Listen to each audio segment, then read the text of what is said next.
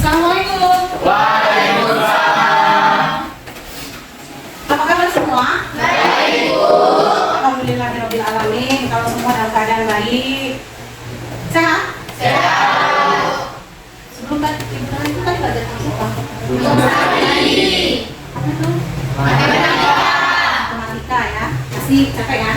Capek berpikir kan? Iya, betul. Sekarang masuk dalam pelajaran sejarah. Santai, tapi harus mengerti. Baik, Ya kan? Bu. Oke. Siapa kelas? Saya Bu. Julian. Siap. Itu baru siap gerak kepada ibu guru kita. Hormat gerak. Tegak gerak. Beri salam kepada ibu guru kita. Assalamualaikum warahmatullahi wabarakatuh. Berdoa dimulai. Bismillahirrahmanirrahim. Allahumma fa'na bima lamtana wa 'allimna ma yanfa'una warzuqna ilman yanfa'una. Sebelum memulai pelajaran, coba kalian cek dulu di sisi kiri kanan belakang apakah ada sampah dalam meja. Tidak ada. Sudah bersih. Karena kalau kita merasa nyaman dengan lingkungan, pasti kita juga belajar pun jadi enak. Jadi semakin sebelumnya Ibu ingin mengingatkan bahwa untuk pelajaran sejarah ini kali ini kemarin sudah pernah Ibu bagikan ke grup kita di kelas 12 ya. Tapi sebelumnya Ibu mau tanya hari ini siapa yang tidak hadir? 3 orang, Bu. Berapa orang? 3. Kemudian apa alasannya? Sakit. Sakit semua? Ada yang terdampak banjir kemarin? Ada? Siapa yang terdampak banjir? Adrian. Kemudian siapa lagi kemarin itu? Fani terdampak banjir. Siapa lagi? Melani, Nuzul, Adit. Nah, itu terdampak banjir. Bunga. Ya, ada yang mengaku enggak? Ya, oke, berarti 3 orang ya yang tidak hadir karena sakit ya. Minggu kemarin sudah Ibu berikan beberapa materi membahas tentang apa yang dikirimkan itu? NATO. Apa yang NATO? Organisasi militer. Organisasi militer regional dan global. Ada berapa organisasi yang Ibu berikan ke kalian? Ada apa aja? Siapa yang mau jawab? Coba angkat tangan. Coba Julian, apa Julian? Apa? NATO. Yang militer? NATO. Ya, kemudian? Hah? Ya, kemudian? Sento. Nah, ya, 4 yang dibahas kemarin kan Ibu kirim. Iya, NATO, SEATO, Kota Warsawa, Sento, ada SARC, SAARC. Ya kan? Kalau dari yang Ibu berikan kemarin, ada NATO, ada Kota Warsawa. Siapa yang bisa membedakan? Iya, sama-sama organisasi militer itu. Kalau NATO, kesulitan nggak sama ini? Ya, sih. Kemudian kalau Kota Warsawa? Tidak. Kalau NATO itu siapa pendirinya? USA. Iya, USA. Tidak. Kalau Kota Warsawa? Uni Soviet. Perhatikan ke depan. Oke, perhatikan ke depan. Jadi yang kita bahas hari ini adalah tentang, lebih spesifiknya adalah tentang NATO. Kenapa NATO itu lebih spesifik? Karena masih bertahan sampai saat ini. Kenapa Carol? Iya, kenapa?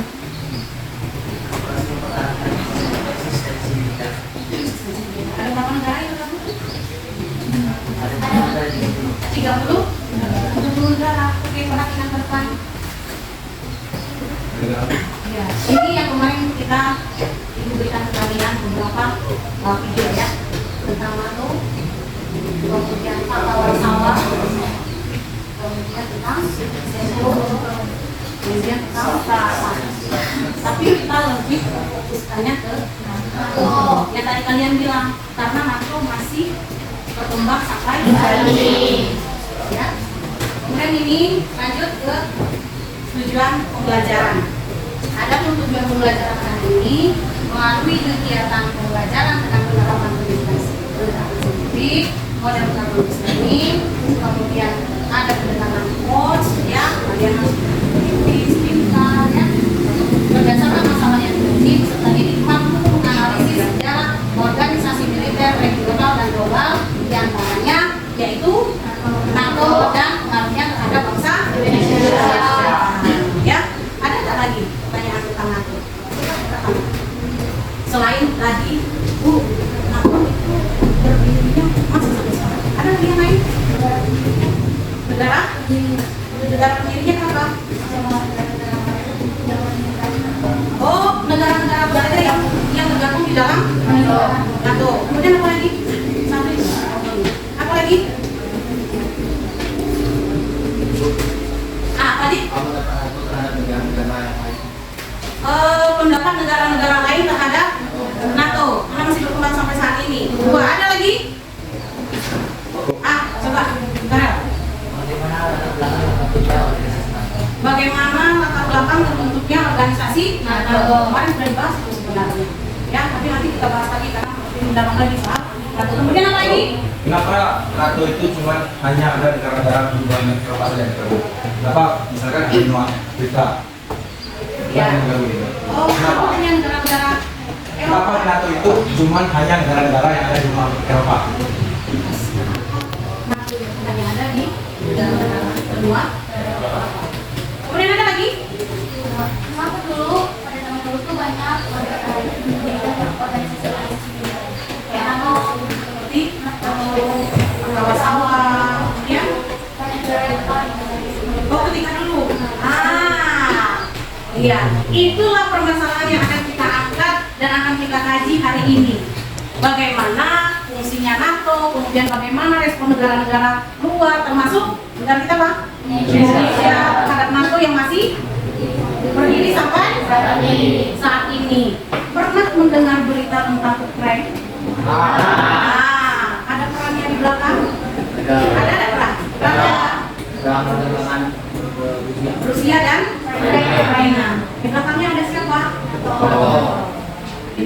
Nah, sekarang kita akan membahas tentang beberapa pertanyaan yang kalian berikan, yang kalian tanyakan, itu kita selesaikan hari ini. Bagaimana sih? Kenapa sih? Ada apa sih dengan NATO? Mengapa kok bisa sampai hari ini berdiri? Nah, itu masalah yang kita akan bicarakan tentang organisasi militer NATO yang dibentuk oleh negara USA. Sudah pernah jalan ke Amerika? Kalau belajar sejarah nih, kita duduk di sini itu sampai di luar negeri, ya karena membahas negara-negara yang ada. Oke, Ibu bagikan kelompok. Kemarin yang sudah Ibu beritahu beberapa kelompok, ada 4 kelompok. Materinya tentang mengapa, ya menganalisis mengapa dahulu negara-negara berlomba mendirikan organisasi militer. Memperjelas mengapa hanya NATO yang bertahan sampai hari ini. Kemudian kelompok 3 membuktikan mengapa negara lain tidak tertarik masuk organisasi militer. Kelompok 4 membahas menghubungkan sikap dan pengaruh organisasi NATO terhadap negara lain dan terutama pengaruhnya terhadap bangsa Indonesia. Itu 4 permasalahan yang tadi yang kalian tanyakan dan kita selesaikan hari ini. Boleh dicari yang paket juga boleh. Yang lebih diperbolehkan juga menggunakan gawai kalian ya. Sudah Ibu bagikan ke kalian. Boleh kalian berdiskusi tentang masalah atau problem yang tadi yang kalian ungkapkan.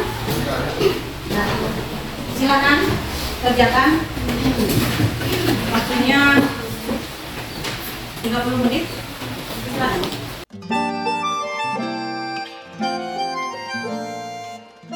1 sudah, 2 sudah, kelompok 3 juga sudah, kelompok 4 bagaimana?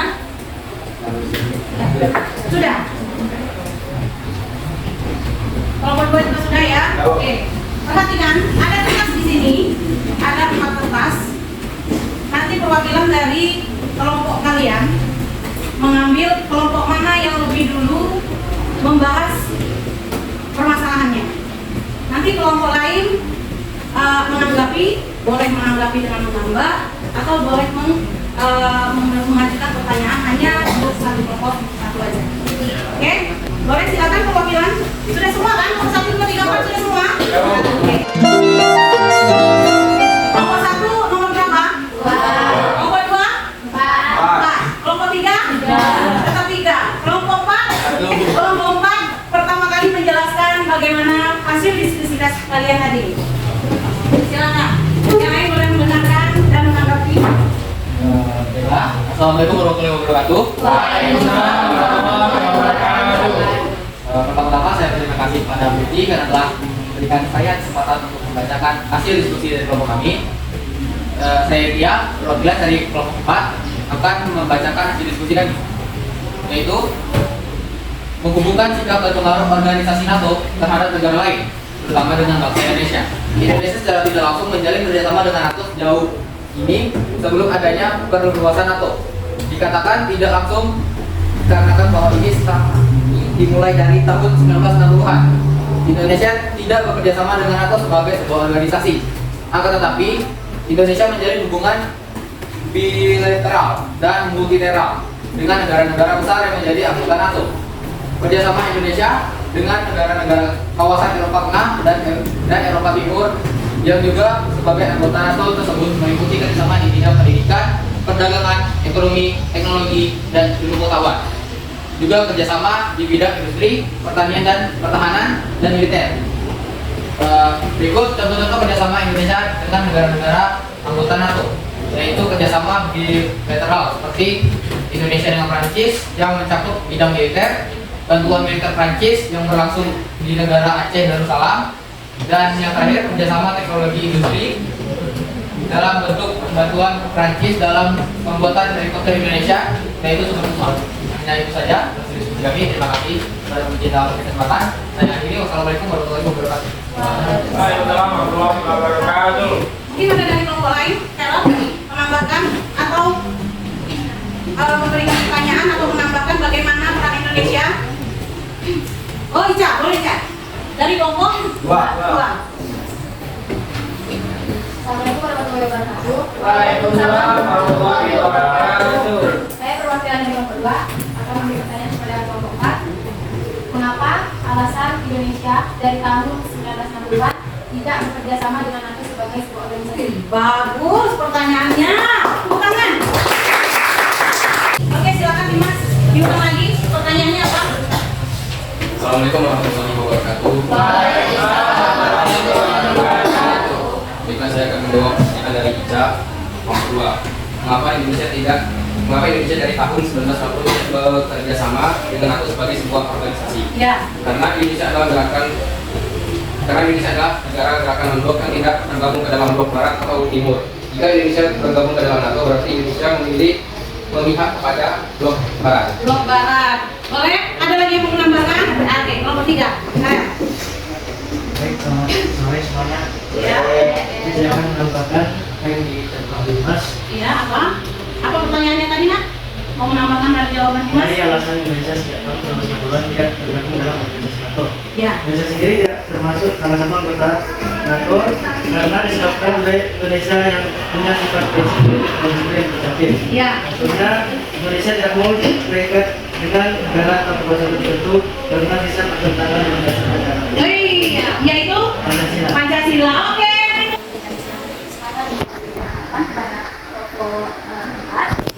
Alasan dari kelompok kami itu Indonesia memilih tidak bergabung dengan NATO karena pada dasarnya NATO merupakan aliansi militer yang fokus di wilayah Atlantik Utara dan awalnya didirikan sebagai respon terhadap ancaman Soviet selama Perang Dunia.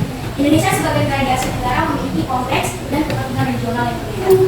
Indonesia lebih memilih untuk aktif dalam forum dan organisasi regional seperti ASEAN atau Association of Southeast Asian Nation yang lebih sesuai dengan dinamika dan keamanan di Asia Tenggara. Iya. Dan ini lebih mencerminkan kebijakan luar negeri yang berorientasi pada regionalisme dan non-blok yang telah menjadi bagian integral dari identitas diplomasi Indonesia sejak awal. Baik, terima kasih. Itu yang dapat saya jawab. tanggapan. Assalamualaikum warahmatullahi wabarakatuh. Waalaikumsalam warahmatullahi wabarakatuh. Ini dulu teman-teman. Lanjut. Siapa yang nomor 2? Yang undian yang kedua kelompok? Lanjut, kelompok 1. Baik, Assalamualaikum warahmatullahi wabarakatuh. Sebelumnya perkenalkan nama saya Siti Salma. Di sini saya perwakilan dari kelompok 1 ingin menjelaskan. Sebelumnya juga terima kasih pada ibu-ibunya telah mempersilahkan saya sebagai perwakilan kelompok untuk menjelaskan materi kami pada hari ini. Materi kami pada hari ini yaitu menganalisis mengapa negara-negara berlomba mendirikan organisasi militer. Baik, saya akan menjawabnya. Negara-negara berlomba mendirikan organisasi militer pada masa lalu terutama karena beberapa alasan. Alasan yang pertama, persaingan kekuatan dan teritorial mendorong negara-negara untuk memperkuat kader militer guna melindungi atau memperluas wilayahnya. Yang kedua, ancaman dari negara-negara tetangga atau kekuatan asing memotivasi pembentukan organisasi militer sebagai bentuk pertahanan nasional. Selain itu, isu-isu politik dan ideologi seringkali memperkuat kebutuhan akan kekuatan militer untuk melindungi nilai dan kepentingan negara. Keseluruhan, pendirian organisasi militer mencerminkan dinamika kompleks geopolitik, keamanan, dan kebijakan luar negeri pada masa itu. Kemudian, pasti ada yang bertanya, kenapa dahulu banyak berdiri organisasi militer? Yang pertama, jawabannya respon terhadap ancaman eksternal atau luar. Yang kedua, untuk mendukung ekspansi dan mempertahankan kendali terhadap wilayah-wilayah baru. Yang ketiga, menciptakan keseimbangan kekuatan dan mencegah inflasi. Yang keempat, mempertahankan stabilitas politik dan sosial di tingkat nasional dan internasional. Yang kelima, menunjukkan kemampuan mereka dalam hal militer untuk meningkatkan status dan pengaruh internasional. Yang terakhir, menghadapi pemberontakan atau penularan dalam negeri, mengamankan kekuatan pemerintahan dan kontrol internal dalam negeri. Baik, inti dari kenapa dahulu negara-negara berlomba mendirikan organisasi militer, karena untuk melindungi kepentingan nasional, menjaga keamanan, dan mempertahankan kedaulatan. Organisasi militer berperan sebagai alat pertahanan negara dan dapat digunakan untuk menanggapi ancaman atau konflik dengan negara lain. Selain itu, keberadaan kekuatan militer juga dapat memberikan kekuatan tawar dalam diplomasi internasional. Baik, itu saja penjelasan dari kelompok kami tentang mengapa dahulu negara-negara berlomba mendirikan organisasi militer. Baik, jika ada yang ingin menanggapi dari kelompok lain, silakan. Oke, silakan. Oh, bisa lagi. Kelompok 2 ada kelompok lain mau menanggapi? Nah, kita duduk ya. Pertanyaannya. Oke, silakan kelompok 4 dulu. Baik, apa yang akan terjadi apabila suatu negara tidak tergabung ke dalam organisasi militer? Baik, terima kasih. Wassalamualaikum warahmatullahi wabarakatuh. Oke. Baik, terima kasih kepada kelompok 4 yang telah memberikan pertanyaan kepada kelompok kami dari perwakilan Kemari. Pertanyaannya, apa yang akan terjadi jika suatu negara tidak tergabung dalam organisasi militer atau NATO? Baik, jawabannya, jika suatu negara tidak tergabung dalam organisasi militer, negara tersebut harus mengandalkan kebijakan pertahanan independen atau untuk melindungi keamanan dan kedaulatannya. Dampaknya bisa bervariasi tergantung pada situasi geopolitik, ukuran negara, dan ancaman yang mungkin dihadapi. Terus keuntungan dan tidak bergabung dalam organisasi militer adalah kebebasan dalam mengatur kebijakan pertahanan sosial. Dengan sesuai dengan kebutuhan dan prioritas nasional. Namun, negara tersebut mungkin harus menanggung beban pertahanan sendiri tanpa didukung kolektif dari aliansi militer yang dapat mempengaruhi kapasitas pertahanan dan daya tawar diplomasi. Selain itu, ketiadaan dukungan kolektif juga dapat meningkatkan ketegangan dengan negara-negara tetangga atau potensi ancaman dari pihak luar. Tergantung pada kebijakan luar negeri dan kondisi regional, ada resiko bahwa negara tersebut mungkin lebih rentan terhadap tekanan atau konflik berskala besar. Baik, itu saja penjelasan dari kelompok saya. Apabila ada kurang, kami mohon maaf karena kita sama-sama masih belajar, belum sebelumnya tahu tentang materi kita pada hari ini. Jika ada yang lebih ingin menanggapi, boleh dipersilakan. Oke, ada yang mau menambahkan lagi? Sudah pas? Pas. Oke. Beri tepuk tangan untuk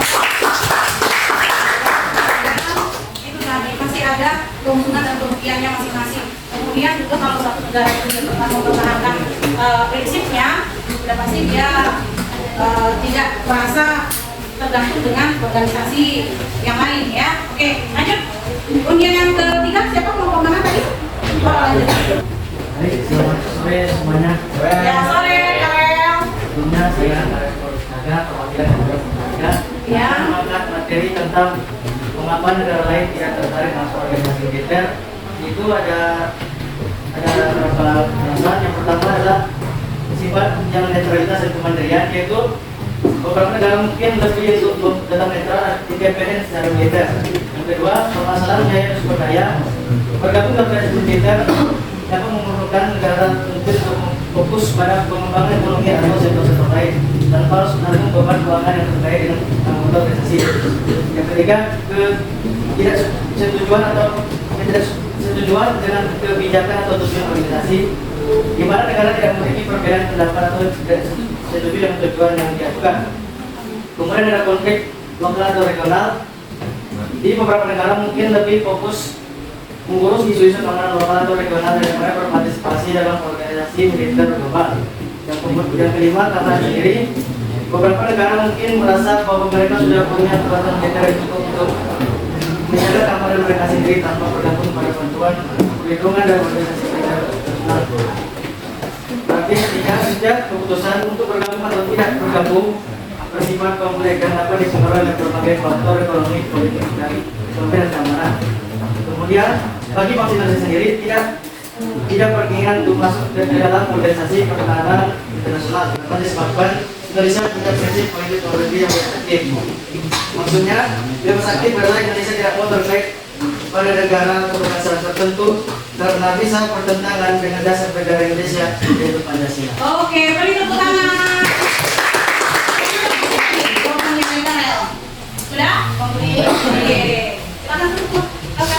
Baik, terima kasih. Mungkin sudah mempersilakan saya untuk berangkat materi. Iya, sama-sama. Oke, lanjut yang terakhir kelompok dua. Silakan. Saya kelompok dari kelompok 2 akan menjelaskan tentang materi yang dibahas. Ya.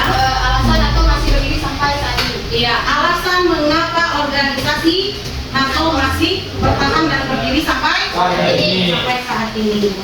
Alasan NATO masih bertahan sampai saat ini karena eksistensi NATO di dunia setelah perang ini berakhir adalah dengan tidak lagi bertujuan untuk menjamin keamanan negara dari Uni Soviet, tetapi berupa fungsi sebagai lembaga pertahanan dan kerjasama keamanan bersama negara-negara Eropa dan Amerika. Secara keseluruhan, tujuan dari NATO selain membentuk ideologi komunis dari Timur Timur dan sebagai pertahanan dari kemungkinan terjadi serangan dari Uni Soviet, tujuan lain dari NATO ini adalah untuk menciptakan stabilitas kawasan, terutama kawasan Eropa Barat dengan cara memastikan keamanan, kebebasan dan kemakmuran. Pada masa ini, NATO berperan untuk menjaga kebebasan dan keamanan negara-negara anggotanya dengan cara politik dan militer. Dalam hal ini, NATO memainkan peran penting yang semakin meningkat dalam manajemen, krisis, dan pemeliharaan negara. Iya. Tadi ada pertanyaan dari kelompok ini juga. Kenapa mesti bangsa Eropa? Ada dijawab di situ. Soalnya ada penjelasannya nih. NATO di Eropa. Pertanyaan kemudian, kenapa organisasi NATO ini lebih terpusatnya ke wilayah Eropa? Ayo coba. Akan ditambah ya? Ya boleh. Assalamualaikum warahmatullahi wabarakatuh. Waalaikumsalam warahmatullahi wabarakatuh. Nanti yang lain boleh menambah ya? Jadi pertanyaannya kenapa negara-negara Eropa itu banyak yang gabung dalam NATO? Iya. NATO itu lebih pusatnya ke Eropa. Mungkin menurut saya secara pribadi, kenapa banyak negara-negara Eropa yang tergabung dalam NATO? Mungkin pada abad 19-an negara-negara Eropa itu telah mendorong negara-negara yang telah maju dan industrial. Makanya banyak yang tergabung dalam NATO untuk memperkuat di kekuatan militer. Oke, boleh. Ada lagi yang mau menambahkan? Ayo, coba Karel. Baik, saya akan memberikan tambahan materi. Ya. NATO memiliki prinsip yaitu kolektif pertahanan.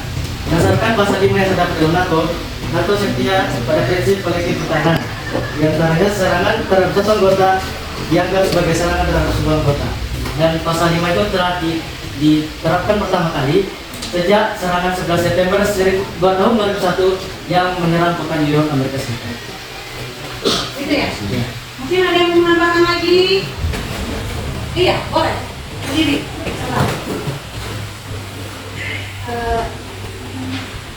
Karena alasannya itu negara-negara di bagian Eropa itu anggota negaranya lebih berpotensi politik dan militer.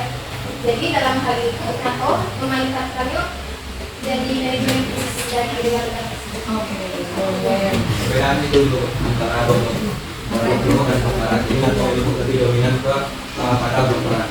Jadi itulah kenapa di NATO ini dominannya banyak negara-negara Eropa. Nah, silakan Dr. Timur dan negara dunia dulu. Oke, boleh tepuk tangan yang terima kasih. Bapak, sebelum kita tutup, Baik, saya akan sedikit menanggapi mengapa NATO lebih berpihak ke negara Eropa. Alasannya, yang pertama itu ada ancaman sejarah.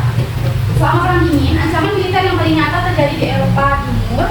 Dan yang kedua ada pertahanan teritorial. Itu negara-negara Eropa berada di garis depan pertahanan teritorial NATO. Yang ketiga itu ada keterlibatan Amerika Serikat. Karena Amerika Serikat sebagai anggota kunci NATO juga memiliki kepentingan strategis di Eropa. Yang keempat itu ada stabilitas regional. Melibatkan negara-negara Eropa dalam NATO membantu menciptakan stabilitas regional dan mendorong kerjasama keamanan di negara-negara tersebut. Kemudian ada ekspansi aliansi. Seiring berjalannya waktu, NATO telah mengalami ekspansi dengan mengundang negara-negara baru untuk bergabung, meskipun beberapa negara Eropa telah bergabung. Inti dari aliansi ini tetap terpusat di Eropa. Itu saja yang bisa saya tanggapi dari kelompok kami. Lebih dan kurang mohon maaf. Saya akhiri. Wassalamualaikum warahmatullahi wabarakatuh. Waalaikumsalam warahmatullahi wabarakatuh. Tepuk tangan untuk semua. Oke, dari beberapa materi permasalahan ini yang sudah dijawab dan diselesaikan, siapa yang mewakili dari kelompok ini yang bisa menyimpulkan permasalahannya? Oke, kelompok silakan. Assalamualaikum warahmatullahi wabarakatuh. Waalaikumsalam warahmatullahi wabarakatuh. Baiklah, saya akan menyimpulkan materi kita pada hari ini, yaitu kesimpulan dari materi yang telah dijelaskan oleh kelompok 1, 2, 3, dan 4. Baiklah, langsung saja kepada kesimpulannya. NATO adalah aliansi pertahanan militer antara beberapa negara barat. Iya. Didirikan pada 4 April 1949 untuk saling membantu dan pertahanan kolektif. NATO memiliki peran dalam menentukan kebijakan global terkait keamanan dan stabilitas. Meskipun Indonesia bukan anggota NATO, hubungan dengan anggota NATO tertentu atau keterlibatan dalam inisiatif internasional dapat mempengaruhi kerjasama dan pandangan bersama. Kemudian, keberlanjutan NATO hingga hari ini dapat dijelaskan dengan NATO mengalami transformasi dan memperluas fungsinya untuk menanggapi ancaman keamanan baru. Lalu, alasan mengapa negara pada saat ini tidak terkait dengan memasuki organisasi militer adalah karena sebagian negara memilih kebijakan netralitas sebagai cara menjaga kedaulatan. Oke, itu saja kesimpulan yang dapat disampaikan pada materi hari ini. Saya akhiri. Wassalamualaikum warahmatullahi wabarakatuh. Waalaikumsalam warahmatullahi wabarakatuh. Oke, betul ya.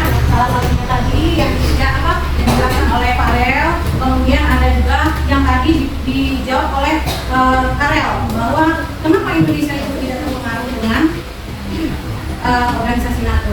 Karena iya, salah satunya politik, iya, dia mempunyai prinsip politik luar negeri ya. Jadi bagaimana untuk pelajaran hari ini? Kira-kira terjawabkan tidak permasalahan yang kita bahas hari ini?